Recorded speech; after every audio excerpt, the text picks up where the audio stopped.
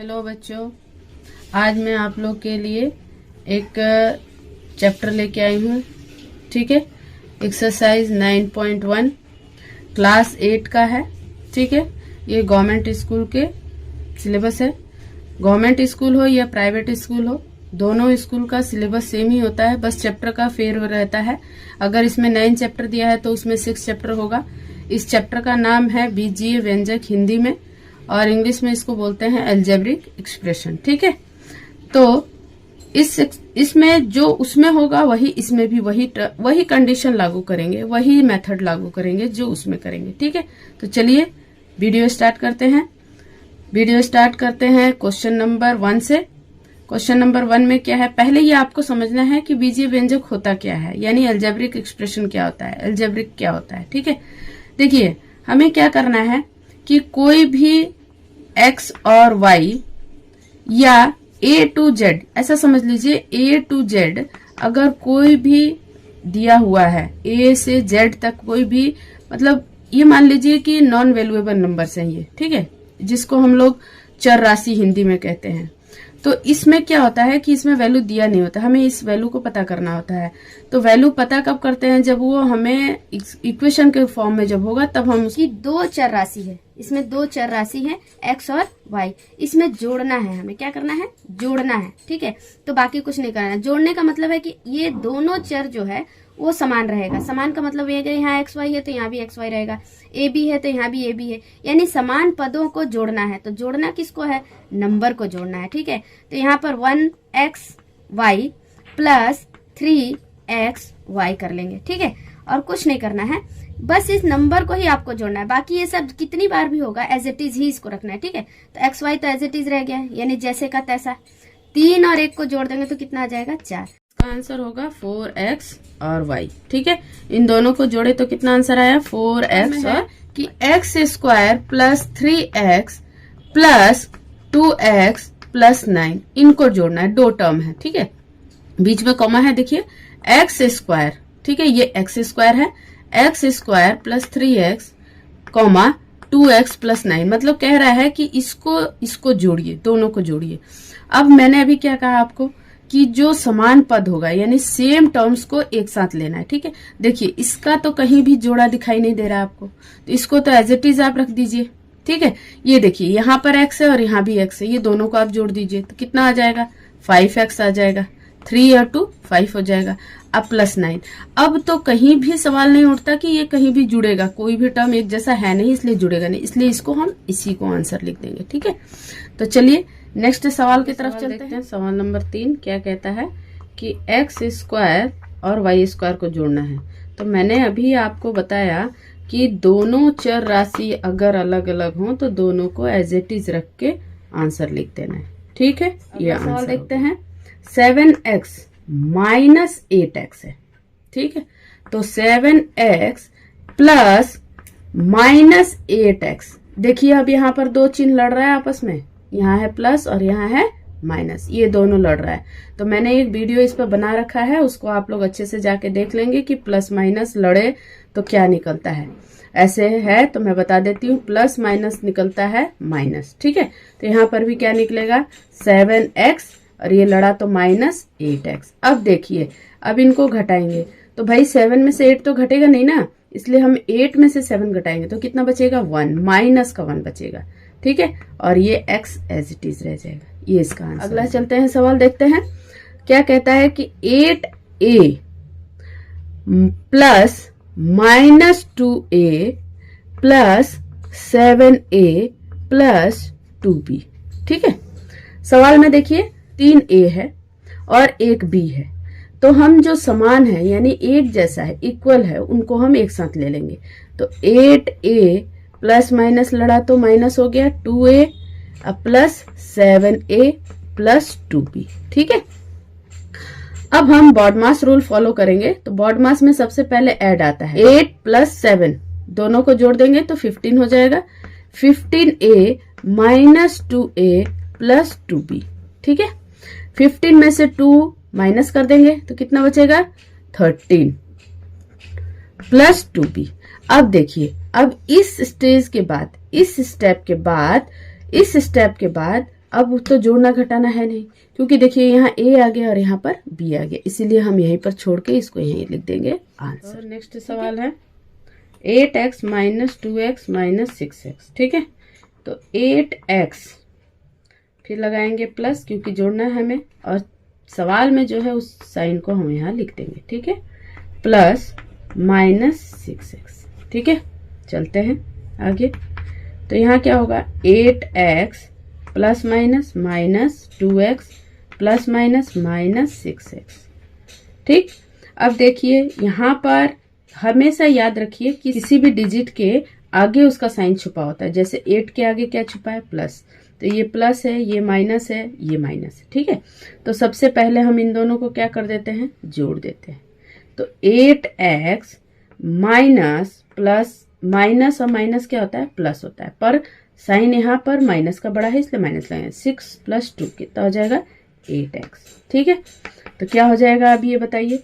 यहाँ पर अगर ऐसे भी करते हैं तो भी ठीक है, नहीं तो आप ऐसे भी कर सकते हैं। देखिए 8x में से 2x को माइनस कर दीजिए। ठीक है, तो कितना आ जाएगा 6x आ जाएगा, और माइनस का 6x है ही आपके पास। वैसे भी एक ही चीज आता है, ऐसे भी एक ही चीज आएगा, तो 6 में से 6 घटेगा तो कितना आएगा 0x। ठीक है, तो इसका आंसर आ गया 0।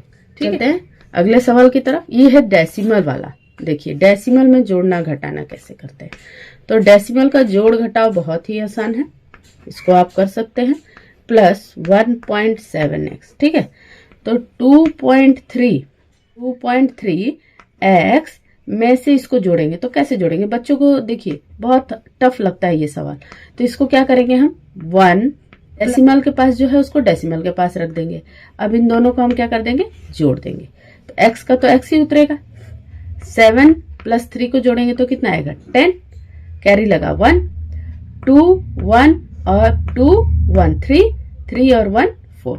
ठीक है, तो इसको हम कैसे लिख सकते हैं, इसका आंसर 4.0 भी लिख सकते हैं, सिर्फ 4 भी लिख दीजिए चलेगा, क्योंकि पॉइंट के बाद अगर डेसिमल के बाद, अगर दशमलव के बाद कोई 0 हो तो उसकी कोई वैल्यू नहीं होती, इसीलिए हम इसको 4 भी आंसर लिख सकते हैं। सवाल की तरफ चलते हैं।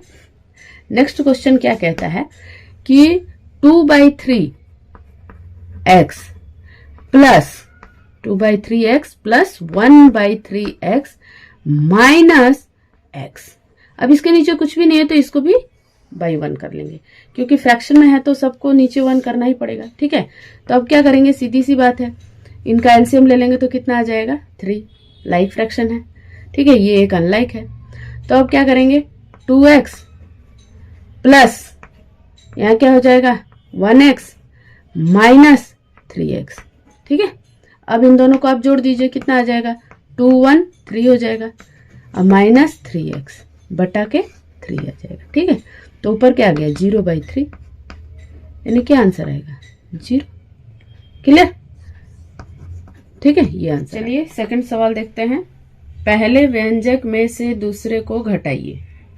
पहला व्यंजक ये है और दूसरा ये है, तो क्या कह रहा है कि पहले में से दूसरे को घटाइए। तो पहला ये, इसमें से इसको घटा देते हैं। ठीक है, घटाने का रूल भी वही है कि जो चर राशि है, जो चर है उसको जस का तस उतारेंगे और इसमें से ऐसे घटा देंगे। ठीक है, तो हमारे पास है 22x माइनस 10x, यानी पहले में से दूसरे को घटाना है। ठीक है, तो कितना बचेगा 12x आंसर इसका हो गया। चलते हैं सेकंड वाले पे।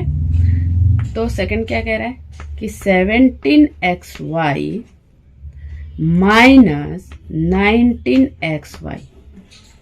ठीक है, अब ध्यान देने वाली बात यह है कि ये जो 17 है 19 से छोटा है, तो भाई कैसे घटेगा, नहीं घटेगा ना।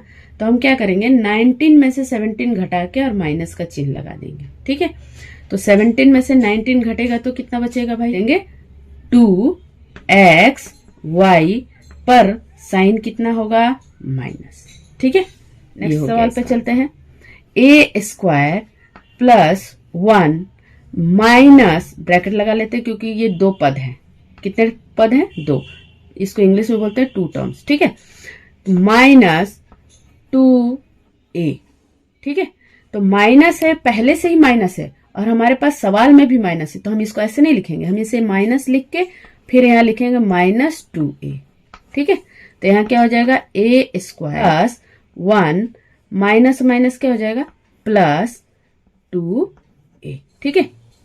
अब देखिए यहाँ a स्क्वायर है, यहाँ 1 है, यहाँ 2a है, सब टर्म अलग अलग है, इसलिए यहाँ तो कोई जोड़ घटाव होने वाला नहीं है, इसलिए इसको ऐसे ही आंसर लिख देंगे। यही आंसर हो गया। चलते हैं नेक्स्ट सवाल की तरफ। तो अगला सवाल है, देखते हैं 8x माइनस 8x, ठीक है। तो 8x माइनस, और ऑलरेडी सवाल में इसके साथ माइनस है 8x, ठीक है। तो हम क्या करेंगे, आपको पता ही है माइनस और माइनस क्या हो जाएगा प्लस 8x। अब क्या हो गया, नंबर को जोड़ेंगे तो, सॉरी नंबर नहीं है ये डिजिट है, 8 + 8 कितना हो गया 16x, आंसर इसका हो गया, ठीक है। सवाल देखते हैं 7xy माइनस, ठीक है घटाना है ना, -7xy। अब दोनों को घटाएंगे तो देखिए 7 में से -7 गया तो क्या बचेगा 0, 7 में से 7 गया तो क्या बचेगा 0, और xy लगेगा तो यहाँ क्या आ जाएगा आंसर 0, ठीक है।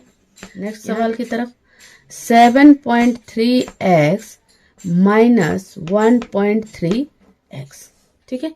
इसमें भी घटाते हैं 7.3x 1.3x को घटाएंगे, ठीक है।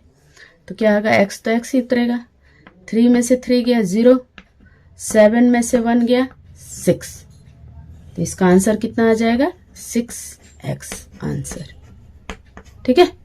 चलते हैं आगे सवाल देखते हैं बच्चों क्या है। इस पूरे टर्म में से देखिए यहाँ 4 टर्म है, यानी 4 पद, 1 2 3 4, यहाँ पर भी है 1 2 3 4, ठीक है। तो जो x है x के साथ करेंगे, y है y के साथ करेंगे, z है z के साथ, और जो बिना चर राशि के है उसको बिना चर वाले के साथ, ठीक है। तो -6x plus y plus z -8 में से, इसको ब्रैकेट कर लेते क्योंकि पहले भी ऑलरेडी यहाँ माइनस है, ठीक है। माइनस, नेक्स्ट वाला सवाल लिखते हैं -2y plus x -5z plus 8।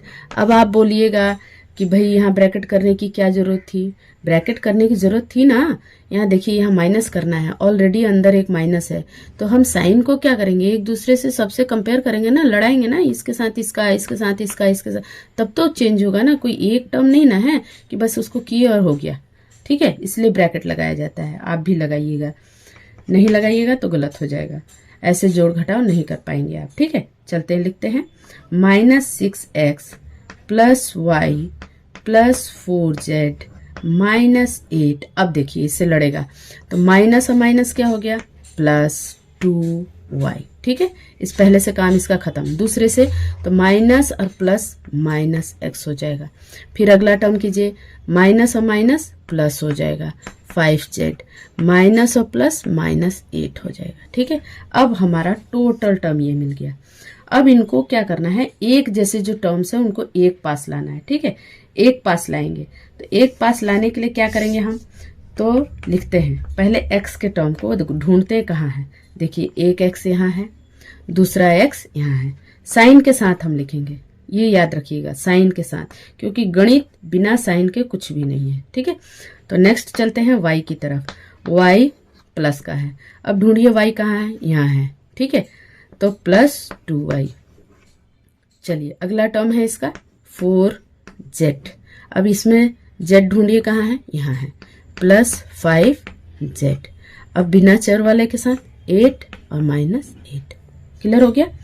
अब यहाँ देखिए यहाँ क्या है, यहाँ पर 1 छुपा हुआ है, तो नंबर मैंने पहले भी बताया था कि डिजिट से डिजिट को जोड़ना है, तो माइनस और माइनस क्या हो गया प्लस हो गया ना, तो 6 + 1 क्या हो जाएगा 7x, लेकिन साइन किसका लगेगा माइनस का, ठीक है। अब यहाँ चलिए, यहाँ 1 छुपा हुआ है, 2 + 1 कितना हो जाएगा 3y, और साइन किसका लगेगा प्लस का, ठीक है। अगला टर्म चलते हैं, 4 + 5 सीधा दिख रहा है कि इनको जोड़ना है, तो ये 9z हो जाएगा, और यहाँ को 8 और 8 कितना हो जाएगा 16, लेकिन साइन क्या लगेगा माइनस, यही आपका आंसर हो गया, ठीक है। अगला सवाल देखते हैं। x/2 यानी x/2 एक सवाल है, इसके साथ टर्म में है -x/4 और दूसरा टर्म जिसके साथ हमें घटाना है वो टर्म है x/3। ठीक है, तो चलते हैं, लिखते हैं x/2 माइनस x/4 में से आपको माइनस करना है x/3।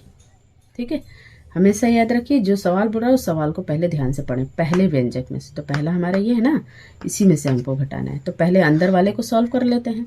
तो अंदर वाले को सॉल्व करने का तरीका क्या है, एलसीएम ले लेते हैं पहले। तो एलसीएम क्या आ जाएगा इसका, 4। क्या आ जाएगा, 4।